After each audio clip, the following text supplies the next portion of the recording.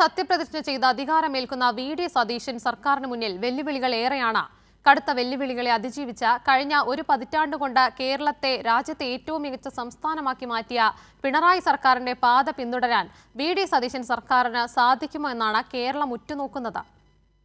കടുത്ത കേന്ദ്ര അവഗണന, തുടർച്ചയായ പ്രകൃതിക്ഷോഭങ്ങൾ, മാനുഷിക പ്രശ്നങ്ങളിൽ പോലും നിസ്സഹകരിക്കുന്ന പ്രതിപക്ഷം, ഇത്തരം വെല്ലുവിളികളെ അതിജീവിച്ച് കേരളത്തെ രാജ്യത്തിനും ലോകത്തിനും മാതൃകയാക്കി മാറ്റിയതിനു ശേഷമാണ് പിണറായി വിജയൻ സർക്കാർ പടിയിറങ്ങുന്നത്.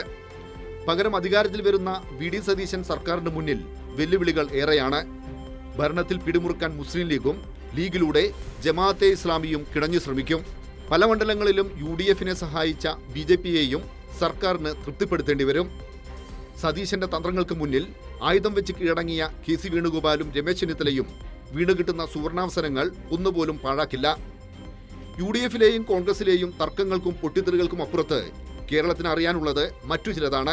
25 ലക്ഷത്തിന്റെ കുടുംബ ഇൻഷുറൻസ്, 3000 രൂപ ക്ഷേമ പെൻഷൻ, KSRTC ബസ്സിൽ സ്ത്രീകൾക്ക് സൗജന്യ യാത്ര, ആശമാർക്ക് 21,000 രൂപയുടെ ഹോണറേറിയം എന്നിങ്ങനെ ജനങ്ങൾക്ക് നൽകിയ വാഗ്ദാനങ്ങൾ എപ്പോൾ നടപ്പിലാക്കും?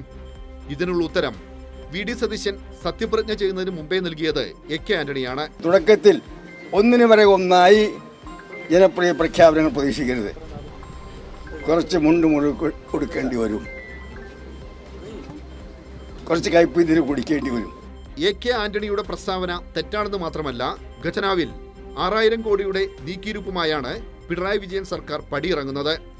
ഉമ്മൻചാണ്ടി സർക്കാർ ഉപേക്ഷിച്ചതും LDF സർക്കാർ യാഥാർത്ഥ്യമാക്കിയതുമായ സ്വപ്ന പദ്ധതികൾ നിരവധിയുണ്ട്. ദേശീയപാത വികസനവും കേരള പദ്ധതിയുമെല്ലാം അട്ടിമറിക്കാൻ ശ്രമിച്ചവർ അധികാരമേൽക്കുമ്പോൾ ഈ പദ്ധതികളുടെ ഭാവി അനിശ്ചിതത്വത്തിലാണ്. ഗവൺമെന്റുകൾ എന്ന് വെച്ചാൽ കണ്ടിന്യൂവേഷൻ ആണ്, തുടർച്ചയാണ് ഗവൺമെന്റുകൾ.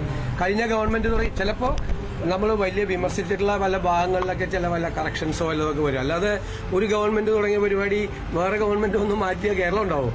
വിദ്യാഭ്യാസ മേഖലയെ കാവ്യവൽക്കരിച്ചുകൊണ്ട് രാജ്ഭവൻ ആസ്ഥാനമാക്കി ഗവർണർമാർ നടത്തിയ സമാന്തര നീക്കങ്ങൾക്ക് മുന്നിൽ ഒരിക്കൽ പോലും LDF സർക്കാർ തലകുനിച്ചിട്ടില്ല. അന്നെല്ലാം ഗവർണർമാർക്ക് ഒത്താശ ചെയ്ത UDF നേതാക്കൾ ഇനി കൈക്കൊള്ളുന്ന നിലപാടുകളും ശ്രദ്ധേയമാകും. കേന്ദ്രാവഗണനയ്ക്കെതിരെ LDF സർക്കാർ ദില്ലിയിൽ സമരം ചെയ്തിരുന്നു. അന്ന് സമരത്തെ പരിഹസിച്ചവരാണ് ഇപ്പോൾ അധികാരമേൽക്കുന്നത്.